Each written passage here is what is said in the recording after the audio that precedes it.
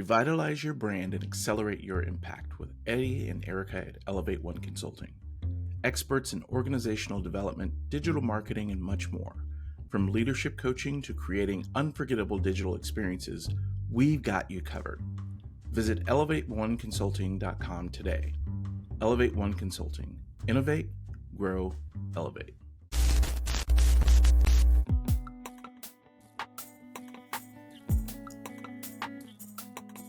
Welcome back to the Unbroken Place, where it begins and ends with empathy.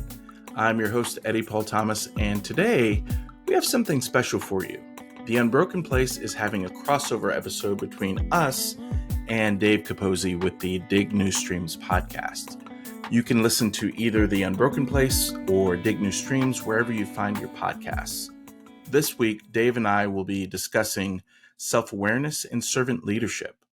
My co-host Dave is a father of three and is a former pastor and church planter who received his master's in urban ministry leadership from Gordon Conwell Theological Seminary. And today, he's a high school teacher who is absolutely passionate about conversations that deepen our understanding, not only of ourselves, but also one another. And you can catch a pretty consistent conversation with Dave beyond ours today and what you've heard before on TikTok under his handle, It's Me, Dave C. So without further delay, let's get started. There we go. So it's so good to be back with you, brother. It's been a minute since we've talked live anyway. But I love the topic that we're discussing today. I love the idea of us going through self-awareness and servant leadership. I would say let's start by kind of giving people definitions. Would you want to start with your definition of what these mean? Yeah, I know we've got some working definitions to work off of. But if I think about self-awareness, like if I think about servant leadership, the way that I've always processed, at least servant leadership, I'll reverse it. Servant leadership, okay. I was always conditioned to think of it through the lens of Jesus. So it's the whole take up your cross, deny yourself, take up your cross, and follow Jesus. And his model of servant leadership was always held up as, a person that is willing to set their agenda aside for the sake of the greater good. Yeah. Someone that puts the community, the people, the issue first before themselves. Yeah. And then self-awareness, it's interesting because that's a newer concept in my life. And I would say self-awareness is this understanding of the things that make you up as a person and how those things sort of drive or influence the decisions that you make. Yeah. That's sort of the way that I think about those two things. Yeah, and I think our viewpoints on this are very similar. Mine come from a variety of places. It started, with church, and you and I have discussed this before. I had such a vast, experience in different types of churches. Yeah, that to find a central theme in all of them was that it was kind of placing yourself behind so that you were serving others who should be, in front of you. Yeah. And in the, direct words from Jesus Christ. So that's kind of what led me to that. But then when you bring into work and being able to work in so many different environments, nonprofit, for-profit, evaluating how I feel personally when I'm being led by someone, evaluating how that interaction happens in work and what my performance looks like, what my coworkers' performance look like when someone is self-aware and leading, or if they're a servant leading, coupling that again with my basketball background. When I was coaching basketball, high school, college, it didn't matter. There was always this we before me mentality, where you understand that I can't achieve anything great in any arena, whether it be serving as a missionary or someone in the community, or even in a work environment, I can't achieve anything great without understanding that there's no such thing as a self-made man or woman. Mm, It is about the community, the yeah. environment that I'm in, and understanding that I don't have certain strengths in other areas and maybe someone else does. And Yeah. combining those strengths, there's nowhere that we can't go. And Mm, so this has been processed over years and years and years for me. And looking at my self-awareness is recognizing where I fit within that wheel. I've known from a very young age that I am not alone in anything. I may feel alone at times, but I know, mm, eventually I'm not alone. And so those things, and helping our next generation. I say next generation only because I've started to notice the grays and the the, the goatee a little bit. I got him too. I have to start thinking about that next generation. What is it that I can leave them, um, and what is it that I can provide for them that will help them make this place a little bit better Mm. than what I found it. Can I ask you a question about that? Absolutely, yeah. There's there's a difference between that sort of humility and servant leadership that's thinking about the reality that we are tomorrow's food, right? Hmm. So it's the things that I do, the things that I produce, that the way that I am going about my life in this world will be taken and used, digested, some spit out, some used for other things for the Yeah, next generation. There's a difference between seeking legacy and wanting yourself to be propped up as, oh, look what Eddie Paul has done, and like, look what Dave has done, and more investing in the next generation in a way that is about a humility and a awareness of the needs that we have at the same time. And I think I wonder how you process that. mm, Where's the you in it? Where's the ego fitting? When does that show up? And sort of, how do you manage when your ego is getting potentially in the way, or if you're not thinking about yourself enough in important ways? Like, what yeah. does it look like to balance that for you? Well, it's weird, and I hate to say this. It's difficult, and I'll unpack it a little bit. Um, I learned so much from sports, Yeah. and that is a double-edged sword as a black man to say that in this arena. But I want to be very clear Yeah. that what I learned from sports, I didn't learn in the classroom. Um, the idea that I could score 70 points in a basketball game and we still lose, Yeah. I didn't learn that in school. I learned that I can't just say, "Hey, you play defense better," and then I'm not playing defense, and and the other team scores. Yeah. There's so many different things that you learn from sports: accountability, understanding that you are a part of a bigger um, experience that goes beyond yourself. And there are some people, you see it, high school, college, or pro, where, yeah, he scores 60 points a game, but they're losing. Yep. And that was something that I learned at 14, 15 years old, thinking in grade school, oh, I'm the man. I'm scoring 25, 30 points a game in eighth grade. And then I go to high school and I learned, oh, there's a lot of me's. Yeah. There's a lot of me's Yep. that can do what I do. So I need to learn how to figure out this team thing. Yeah. And it really, taking that and the lessons I had from church, youth group, from friends, from my community, my family, we're nuts. We will give you the shirt off our back in a heartbeat. No Mm. questions asked. You need a Yeah. couch to sleep on? Come on. Need somewhere to stay for a few months, a year, whatever. Culturally, Yeah. along with the lessons I learned in sports, just it wasn't so much a strategy as it was a lifestyle. Mm. And I think that there's certain experiences we have in the work world that where people want to beat their own chest and say, "Hey, give me the promotion." I learned that those people are still not happy. Those people are still struggling. And when I build up someone, I just learned that as I teach whether it be an intern or someone on the C-suite or someone fresh out of college, when I teach them and they build themselves up and that light bulb comes on, that for me is where I started to realize, oh my gosh, that's where I get my energy Yeah, that's good. from watching others succeed. So Mm, my success is always a byproduct of the environment and the people around me. that's so good. Yeah, I don't think that's something that's necessarily taught the same. This is cultural Mm. too. Whiteness is about individualism and the Yeah, pursuit of excellence, individual excellence in which you stand out from the other. yeah, And you're yeah, not, and your success is not dependent or to the benefit of the other. It is your own pursuit of happiness that you seek, yeah. which is a juxtaposition to the kind of servant leadership that you learn in church.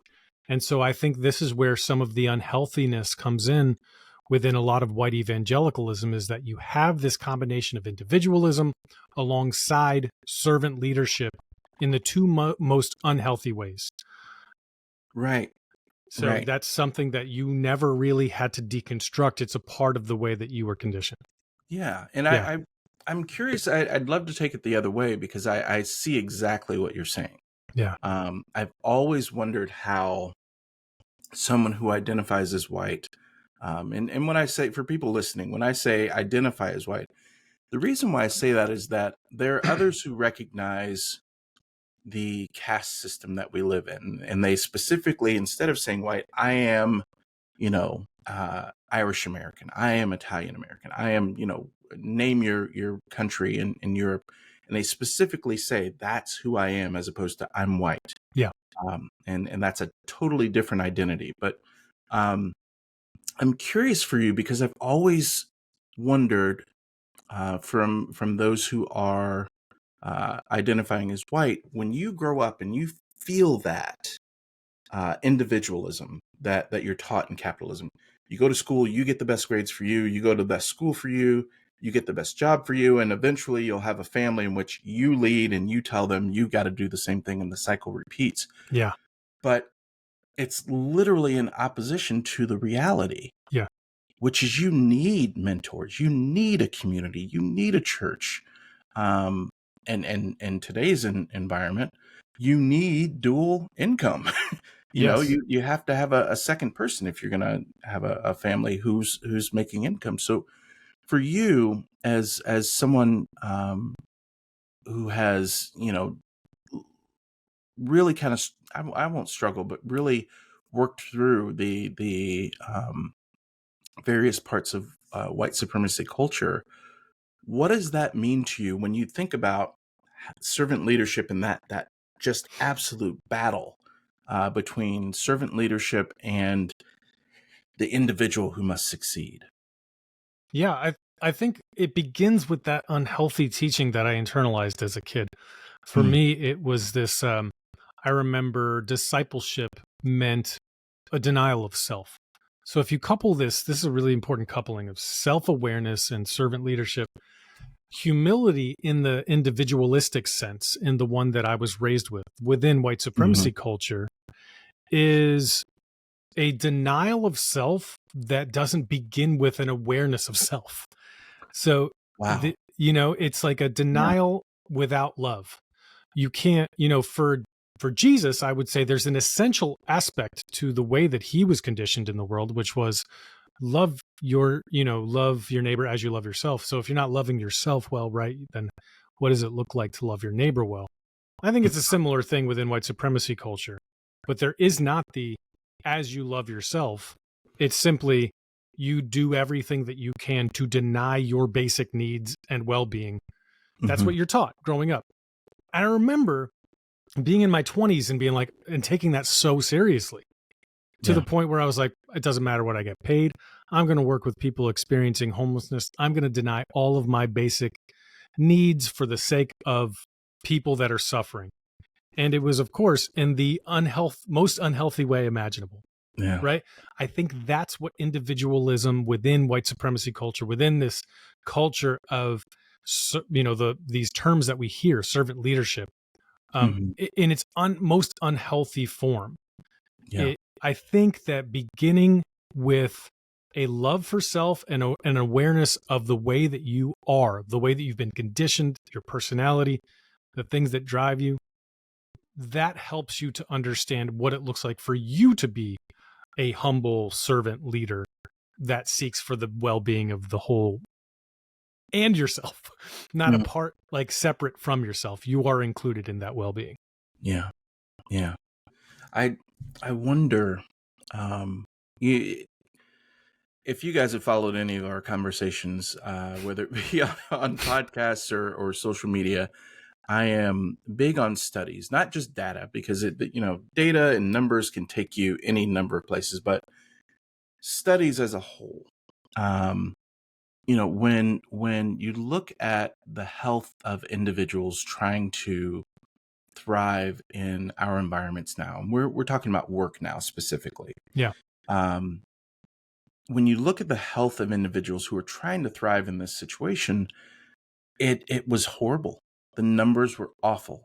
The amount of depression and anxiety that people experience, and this is pre-pandemic, so they're the post-pandemic numbers, which are just unbelievable.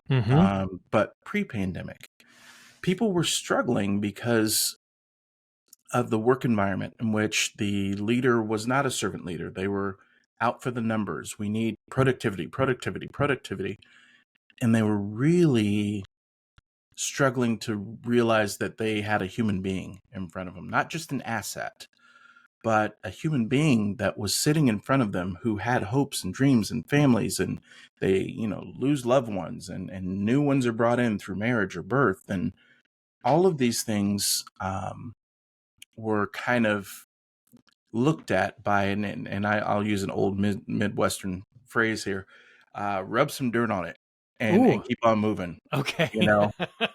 Whatever your little ailment is, rub some dirt on it and move on and keep running. And that led to a lot of unhealthy things that we see today. Yeah. The number of people who are quiet quitting right now.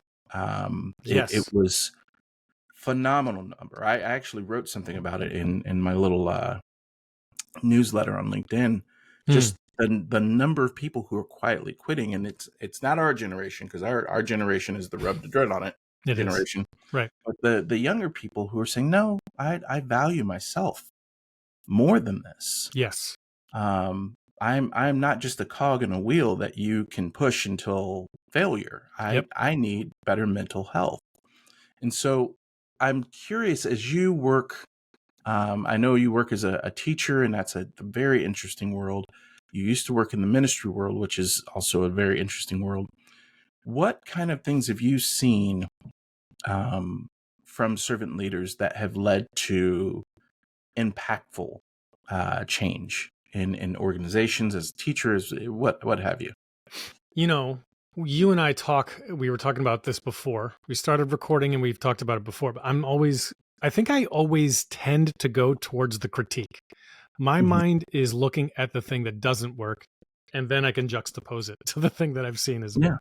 Yeah. So in my upbringing, servant leadership was talked about every single Sunday, and then by people that had massive congregations, drove Cadillacs or Mercedes, and, lived very comfortably. From outward appearances, very successful. But then when I started to do community organizing work, when I was pastoring in what they now call legacy cities in the Boston area, which they used to call gateway cities, they're basically cities on the verge of gentrification. Gotcha. The communities of people that I became engaged with and was following and was learning from, I saw some very effective leadership from people that you will never hear their names. You'll never hear their names, except for within the community that they're part of. This one woman named Inez Figueroa was the leader of this Latin Women's Association. And she just was like the mayor of the city that I worked in, but no one knew her name outside of the community of people that she laid her life down for. But they also took care of her. And it was this beautiful sort of communal expression of, we love you, you're like our grandmother. Recent guest I had on the podcast talked about this sort of like maternal figure that is always there. That's her. That person that's just constantly, it's not like if you were to talk to her, shouldn't be like, oh, this is awful. This person needs that. It's just the way that she lives.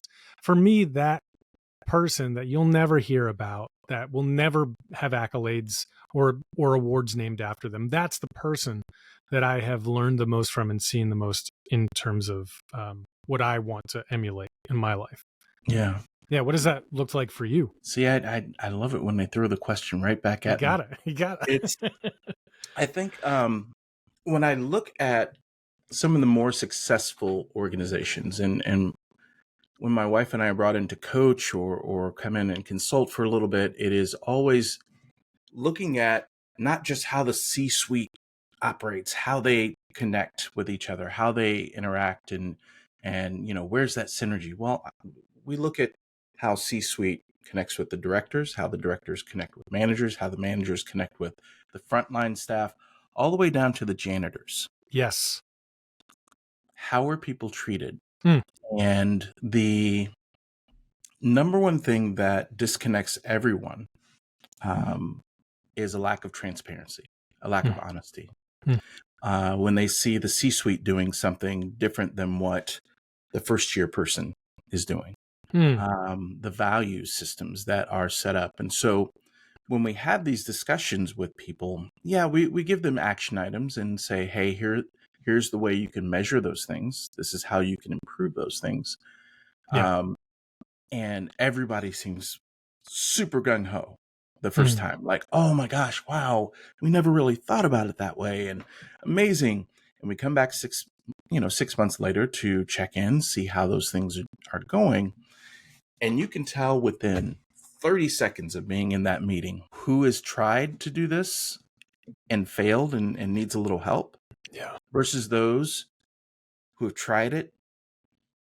It worked and they're ecstatic. Oh my gosh, give us more. Yeah. And those who did not give two rats about everything that you said, it was good. They checked a little box and said, hey, we tried that, and they didn't care. No.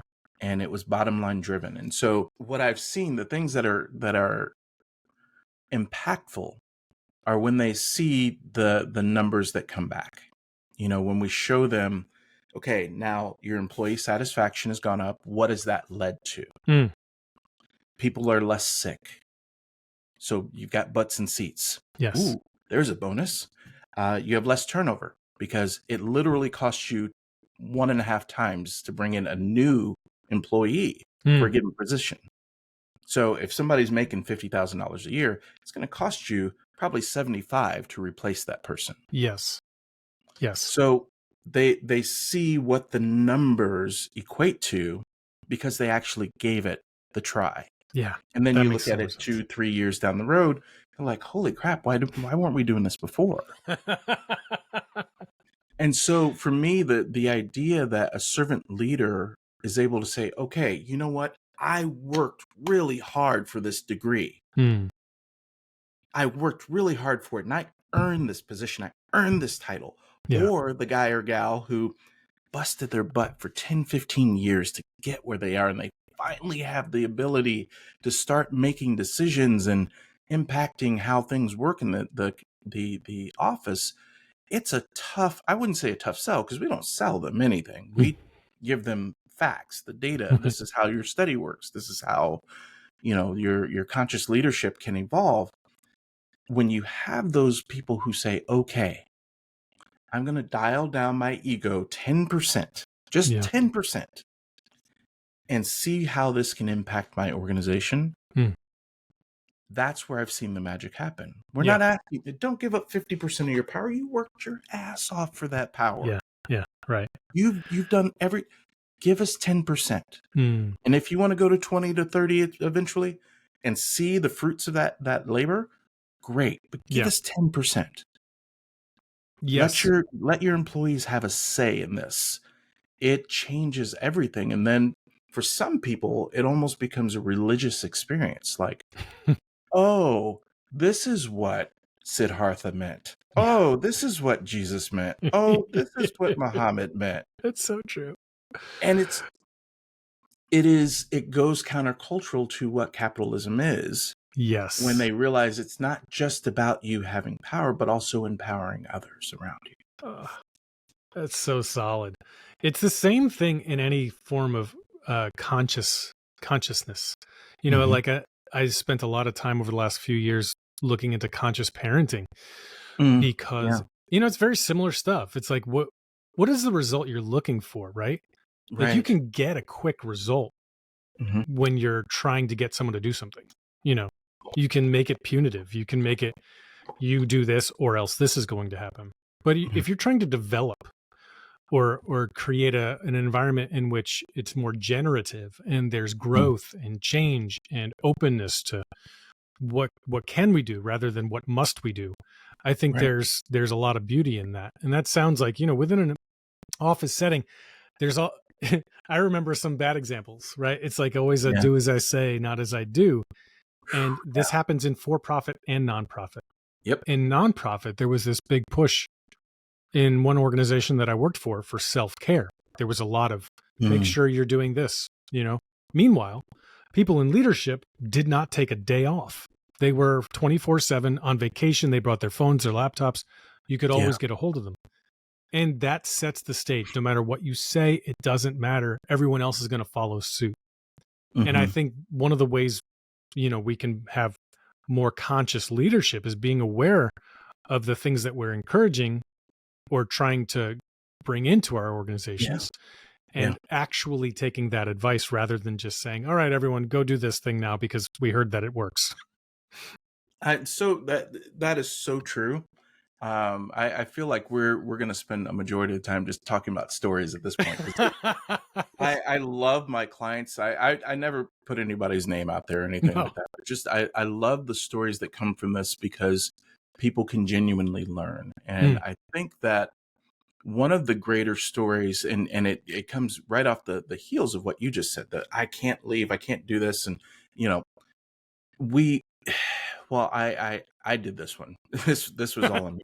Yes. I won't drag my wife into this one. That's good. Um, there's a company who was having trouble with growth. They got stagnant. They couldn't understand what was going on, and all the things that we've been doing for the last 30 years, and so on. They used to work, but now they're not working. And they thought it was digital, and we have to have a digital solution. And okay, well, it's not digital. Well, now we've got to try breaking up into different divisions in the company. And I said, okay, well, hold on. I feel like you guys are looking at the symptoms and saying, let's get some Tylenol, let's get some Band-Aids, let's get some things to cover it up, and hopefully it heals itself, as opposed to looking at what's actually causing the problem. So we Mm-hmm. had this long discussion as an organization. What do you do? How do you do it? Where do we get to the next level? And it came down to the C-suite. Again, I don't hit on C-suites. I've been a chief officer for a few years, and I pick on us because I know us. Yeah. and so Yes. Right. and so the issue came down to bottlenecking. And if you don't know the term, folks listening, it's where all of the decisions and movement forward stops at a point where a director or chief officer or decision maker has to give the okay Yeah. before it moves forward. Yeah. And I flipped that model on them and I said, what if, hear me out, what if you do such a good job of hiring people? Okay, you change the way you hire people. Stop with the old traditional way in which you're hiring people. Really dig in and start to understand the people that you are bringing in, not just their, SAT scores and what school they went to and blah, blah, blah. Get to know the people Yeah. that you're bringing in. And once they're in, once you've put them through this process and you've got your person, you empowered them to do their job. Novel idea. And of course, there's a chuckle every time I go down that route. But I said, understand this. I am in basketball. I was a great point guard. I could shoot it, I could pass it, I could do a lot of things. But what I was not really good at was rebounding because I'm 5'11". There are guys as rebounders who knew all the techniques, how to square, how to block out, how to put where to put the elbows, when to jump, what side of the rim the ball was coming off of. They had spent years developing that skill. That wasn't me. So I trusted them to do their job so that we could do everything that we were doing on the court. Similar to what we do in work. I am great with websites. I build websites and it's fun, but I'm not an IT guy. Yeah, I right. couldn't tell you the first thing about security for a digital world. So I'm not going to tell you at the very top of an organization what you should be doing in IT security. Right. I'm going to trust you and empower you and the team that maybe you supervise to make the best decision. Here's your budget. The budgets are finite. Make the best decision for this organization. Tell us why you're going to do it. Give us all the ins and outs. But hey, you do what you do best because that's why we brought you in. And so as you look at the success rate of organizations that actually trust their people and empower their people to do what they're supposed to do, the numbers are outstanding for turnover rates. The numbers are outstanding for employee satisfaction. For there's a million ways to measure synergy, but trust and ability to become, I dare say this in this environment, but a family at work, is just, it's astronomical. And you're not talking about like the Michael Scott version of family where like right? It's like where he was like there because he had a need for family that wasn't met somewhere else, and he was trying to. But like that concept of tribe, of community, of people that are in it together, that's the thing. Yeah, absolutely, and that comes from awareness. Realizing, holy crap, I spend more time with this group of people than I do with my own family. Yes. Right. They get 40, 50, 60 hours a week out of me. Yes. And then I go home to see my family for 2 or 3 hours, and then we go to sleep. And then we go back and do the same thing again. And if I'm lucky, on the weekends, I get a little more time with them if it's not dealing with travel sports or, whatever else is going on in the community that the kids have going on. So it's, I think you bring something up really important there that like, I feel like that self-awareness is crucial throughout that, of knowing this is what I'm subjecting my body, my mind to on a weekly basis. Yes. Which means I must find a way to check in with myself on a regular basis. And also on top of that, so check in and meet the needs that are lacking. So if you need physical activity, get that. If you need meditation, get that. Figure out that rhythm. But then also the transparency of letting your partner or your family or whoever's connected to you know where you're at and what you're going through. One of the most profound things that I've experienced with my girlfriend is this needs check-in that we do, where we look at this. It's from the nonviolent communication, sort of the compassion book. That approach is to identify what's happening within you, be very clear about that, look at your emotions, your needs, and then to communicate those with your partner or with the people that you're with on a daily basis. That constant checking in and sharing is so crucial. Whatever that looks like in the workplace, it can obviously take different shape. You're not going to share your deepest, darkest secrets and needs with the people at work, but helping people recognize that you also are human and you know that they're human, that will build that trust that you're talking about that I don't think exists otherwise. They have to know that you also see yourself as a human being. It's like when we're kids and we have teachers and we see them out in public, they're not real humans to us. Right? They're not humans. I think we have that same dynamic at work sometimes with the people in the C-suite or the people that have power. There's something about those positions that dehumanize us, that we internalize a dehumanization and sort of allow ourselves to be above without connecting to the humanity of it all. I think if there's going to be trust, I think that's essential too. Yeah. Yeah, I think what you speak is critical. It's there was a conversation I had with someone recently. There was a TED talk that went on, and I don't know how much time you spend on LinkedIn at all, but it's fascinating to jump on LinkedIn and have conversations about work, like candid conversations about work with people. Yeah. And there was a wonderful TED talk where this woman was talking about decentralizing power. Um, the concept of recognizing, yes, they're the people who are leading the way, but they're stepping back and kind of letting people interact in a way that is more human. Mm. Interact in a way that is less about how wonderful your button up is or your blouse or whatever it is. It's more, hey, come as you are. The dress code is going to be very loose. We are not going to be an organization that prioritizes AIS. If you don't know what that is, folks, ass in seats. It's more so it's more so productivity. Yeah. Right.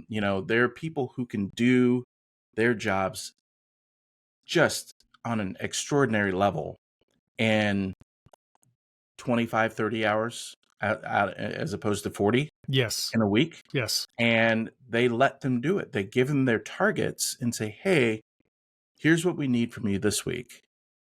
And they don't do it just this week. It's like, hey, 2 weeks from now, this is what we're going to need from you. Yeah. And they let them go on those projects, and they check in. They have 15 minutes as opposed to an hour-long meeting. Yeah. And the communication is, hey, all right, excellent. We've achieved this goal, or we're getting close here, and we've got, just a few things to do. Let me check in. Is there anything that you need? Making sure that you guys have your needs met mental health wise. And it's not, they don't do it in public like, hey, George, do you have some mental health issues George. that need to be, not to pick on Georges, any of the Georges out there, but George or Mary, you've got some issues. No, they see that they're stressed and they'll Yeah. pull them aside, not in a condescending way or, hey, you better shape up or else. It's, hey, you seem like you're dealing with a little anxiety. If I'm not the person you need to talk to, we have counselors that we can, provide for you, but we want to make sure you're okay. And this isn't a strategy that, that they're saying, hey, if we do this, we're going to get X, Y, and Z. It's a lifestyle. It's a Yeah. culture that they build in their organizations that are just so inspiring because that's what it can be. Yeah. I mean, I think that's ultimate servant leadership there, because it's an understanding that it's like anything else. It's like justice, that Yeah. your freedom, your liberation, your wellness is tied up with mine. And Yeah. if we're going to be a successful company, if we're going to be successful in any way, then you and I together will need Yeah. that. Yeah. And you described it earlier where, I'll give you the shirt off my back.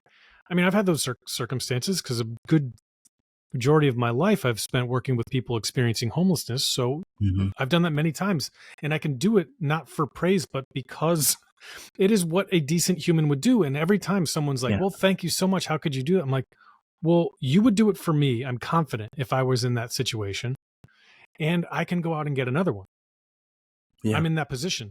Yeah. Right.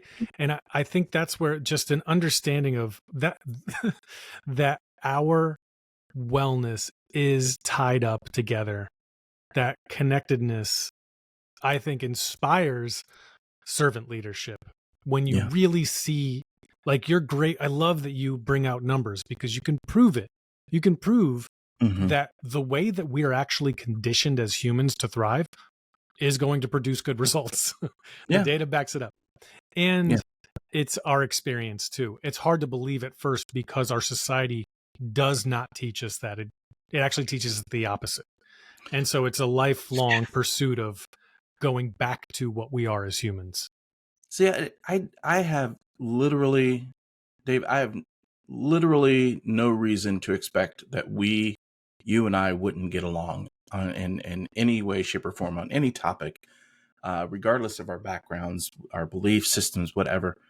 There are just so many touch points when you talk about your experiences and your worldview and the things that you've thought about. It doesn't surprise me that both of us have worked with the unhoused population. I Yeah. spent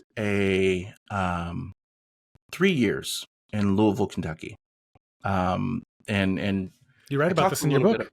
Yeah. Yeah, I wrote about Yeah. it in a book. Yeah. In my book, I wrote a little bit about, or spoke about it a little bit in a previous podcast where I worked with one person specifically.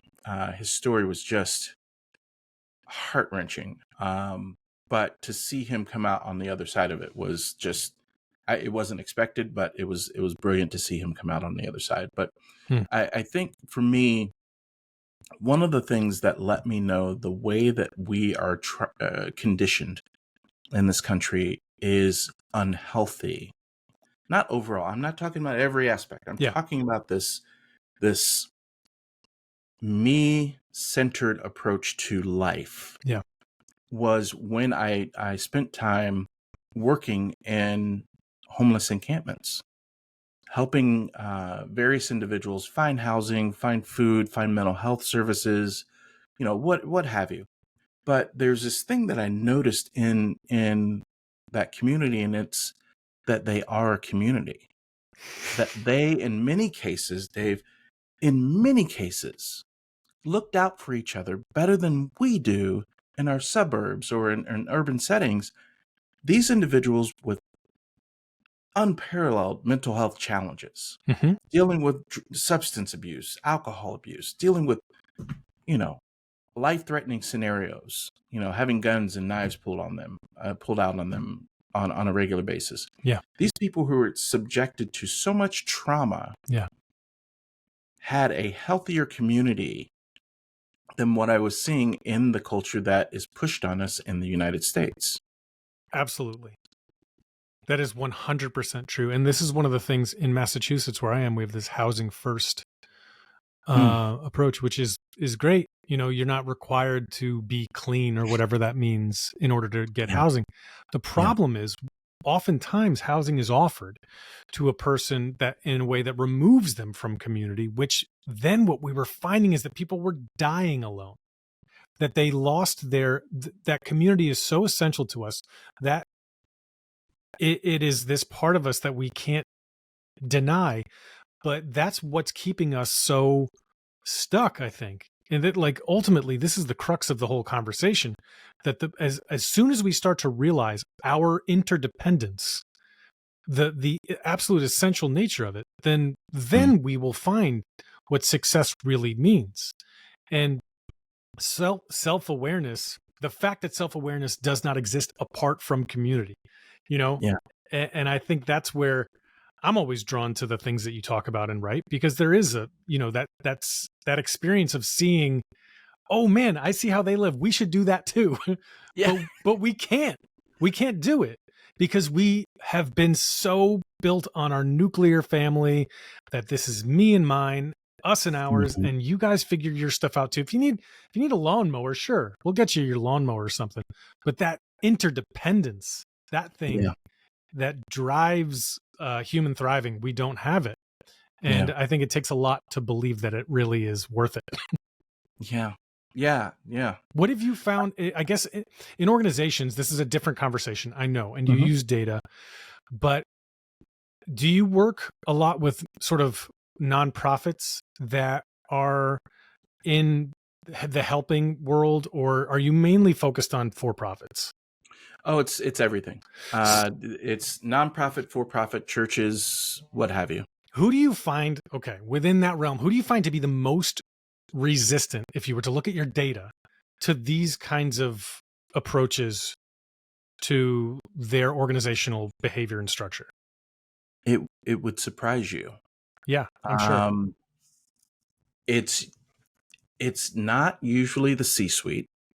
Their reluctance is that 10% that I talked about earlier. Like, Yeah. if I can get them to the 10%, they're great.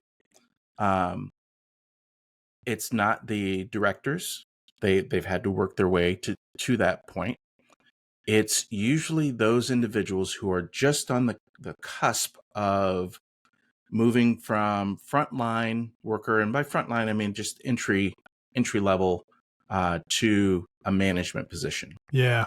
And they are afraid of rocking the boat, because rocking the boat means that they may not be able to make that jump, make Yeah. that leap to the next level. Hmm. And there, it's generally speaking, it's sub 30, above 25, right in there, is that group who's most resistant. Which you would think, with all the new ideas, the technology, the way of thinking, the way that they are coming to the workplace, they would be the ones most, amped to jump in and change things, shake things up. And That makes so it's much sense. not just Yeah. from our data. Yeah. Oh, that makes sense. Yeah, I wouldn't have thought that, but that does. Yeah, it lines up. Yeah. Yeah. It's they don't feel empowered to make those changes So I guess unless someone says it. what do you think it looks like for the people that are struggling the most because whatever their reasons are, right? They're trying to push through, they're trying to have a career for themselves, they're trying to prove themselves, you name it. Like Mhm. what do you think connects with a person to drive the kind of inspiration to change, to like that that mold that we're in? I mean, I guess if Mhm. someone's in a capitalistic setting where they have to achieve a certain level, where they have to be a certain way, that's a Mhm. different conversation. And it's hard to really affect change there. But have you found anything that really inspires this kind of pursuit of self awareness, of conscious leadership? Yeah, I think, gosh, I hate to say this, but you know me, I'm candid as all get out. That's good. I love it. Um, I think that numbers scare the crap out of the top. The top will try everything but, and then when they realize it ain't working, Mm, then they look for alternative solutions. yeah. The way dad did it ain't working. The Yeah. way that I did it, 10 years ago ain't working. What's going on? Why is this shift occurring? And you can either dive in and say, hey, the way that we are equipping our people isn't working. Mm, Or you can say that Gen Z, or that those young people, they don't know what it means to work. They don't know. Da, da, da. I had to, and when you start turning it and say, I had to, and you need to, you're missing the boat at that point. oh, that's so good.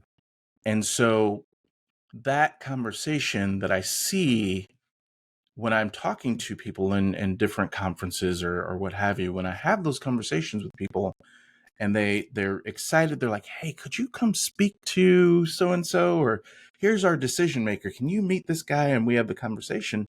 um it's an easy conversation for me, because Yeah. it's one thing to talk about feelings, it's another to talk about data driven facts. Yeah. It's good. It's anything. It's But good.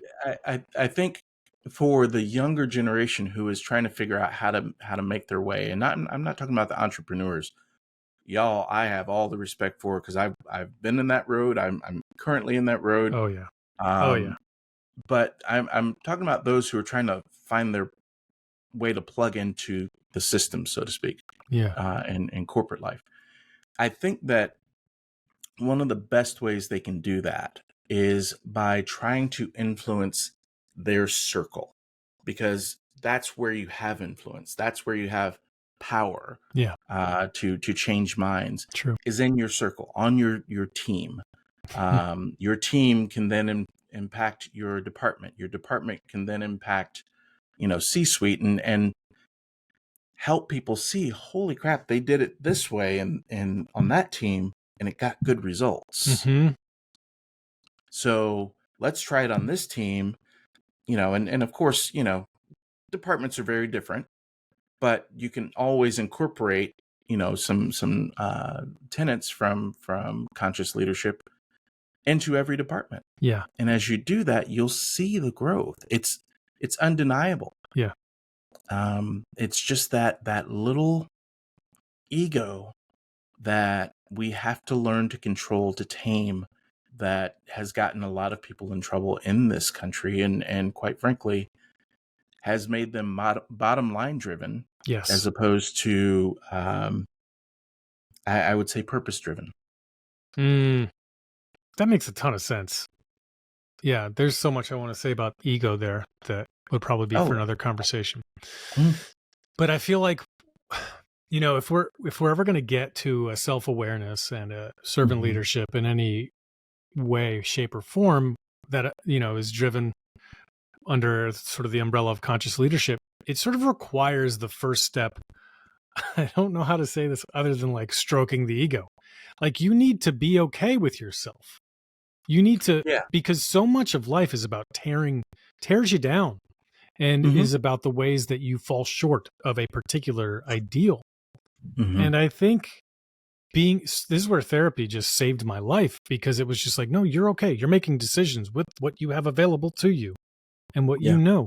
And that's okay. Who you are is okay, And then once you become settled and secure in yourself, that's where I think, like, that's when you can be like, you know what, I'm willing to do whatever it takes for everyone else, for the better of the society or for whoever else, which then leads you to recognize, I think, very clearly that you don't even have a voice outside of your realm of influence.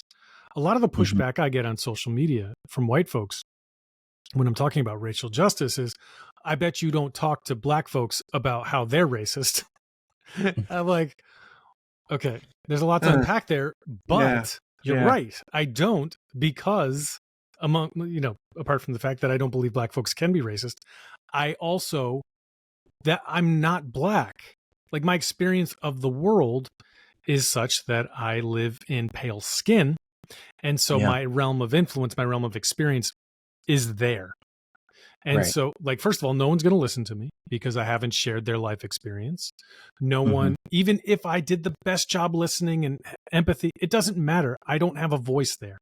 I think that within your communities, within your organizations, that clarity of, this is the realm that I have influence over because of my skills. Like you were saying earlier about IT, that clarity is so important to be able to stay in your lane and to know yourself. Without knowing yourself, without knowing your lane, forget self-awareness, servant leadership. It's a non-starter.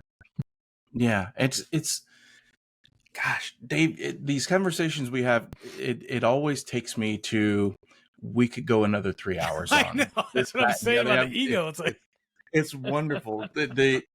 I'll say this, and I say it in all sincerity to anyone listening. There's a reason why the first handful of people that I brought on this show work specifically in the mental health realm. Specifically, because you can't get to conscious leadership, you can't get to empathy if you can't figure out what's going on somatically in your body, emotionally, in your brain. Yeah. There are things that you can do every single day that help you get a little bit better understanding of not just who you are today, but what were the building blocks, the things that you stood on to get to where you are today. And when you have a better understanding of those, they don't just impact you at work. They impact you in your home. They impact you with your children. They impact you in your community. It is, to steal a phrase from Stephanie Romero. She was my first guest. It causes a ripple effect. Dropping that nugget and watching what happens with the water emotionally, mentally, spiritually, when you start to understand how you became who you are, it causes a ripple effect that impacts all of your relationships, no matter where they are. Work, church, school, what have you. Yes. But it is, how do people get to that? It's doing the work. It is going to people who are so much more qualified than myself or yourself going to a therapist if one is available. And there are folks, there are free resources out there all over this country. Yes. And I wish I could list them all Yeah. in the show notes, but Google is a powerful tool. Yeah. Look for those free resources in your community, because having the ability to work on yourself, it's going to impact everything. It's just like when you're on the airplane, they say, in case of emergency, put the mask on first, then put it on your child. Mm-hmm.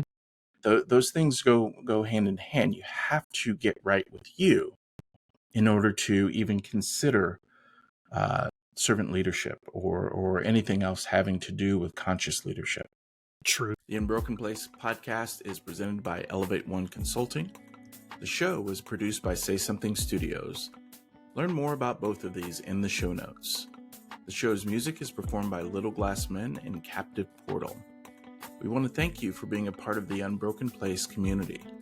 Look for an ongoing conversation on Instagram and Facebook at the handle @UnbrokenPlace. You can also find some helpful resources at eddiepaulthomas.com. Make sure to sign up for our newsletter called OK on Second Thought on LinkedIn. Until next time, one love. At the Say Something Studios division of Elevate One Consulting, we don't just build websites, we craft unforgettable digital experiences. Imagine a place where design, development, UX, SEO, and management harmonize to elevate your brand to unprecedented exposure. A place where your website is not just seen, but felt, experienced, and remembered. Our expert team, equipped with unparalleled marketing insight, turns the everyday task of website design and management into a seamless, empowering journey. With Elevate One, you're not just launching a website, you're embarking on a transformative business adventure. We meticulously design every aspect, from intuitive navigation to stunning graphics, ensuring your digital space authentically represents your business ethos. Ready to transform your online presence into a thriving digital masterpiece? Visit us now at www.elevateoneconsulting.com and start your journey to digital excellence. Elevate One Consulting. Innovate, grow, elevate. Say Something Studios.